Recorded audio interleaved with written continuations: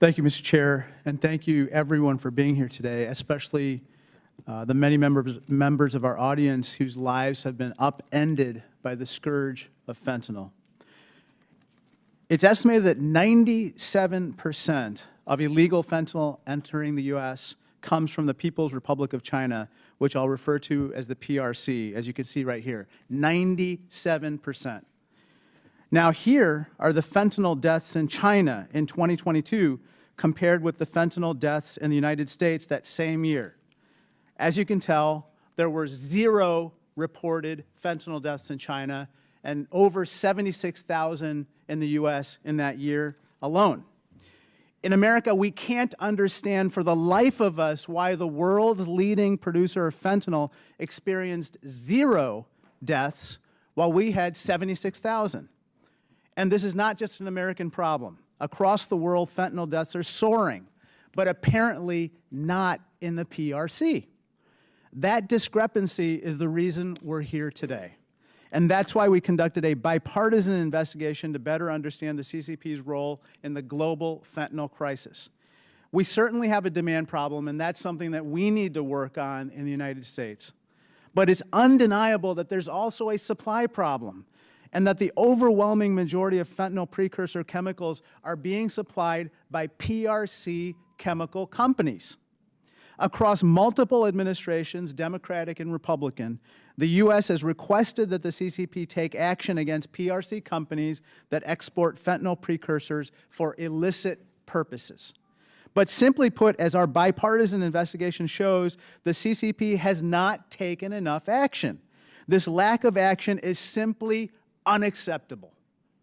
We have a few points on this particular issue. First, we have called on the CCP to prosecute the companies and individuals in the PRC who export illegal fentanyl and fentanyl precursors. But the CCP has not taken action, even when we handed the CCP the names of those responsible and reams of evidence implicating them in crimes. Second, the CCP promised us that they would crack down hard on online drug networks that make it easy for Americans and other foreign buyers to access these drugs.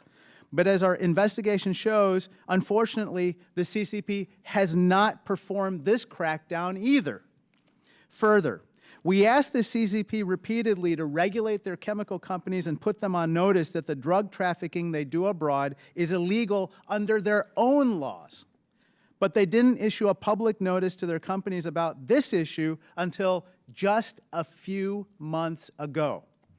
They should have done this much sooner, but they delayed and only put out a public notice because of the personal intervention of President Biden.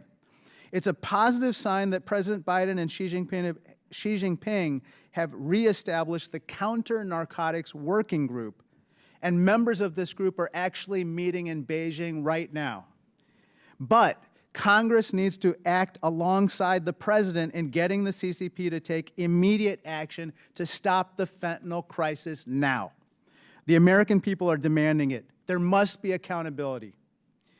Recently, a young man from my home district in the Chicago suburbs, Sean Paremba, who you can see here,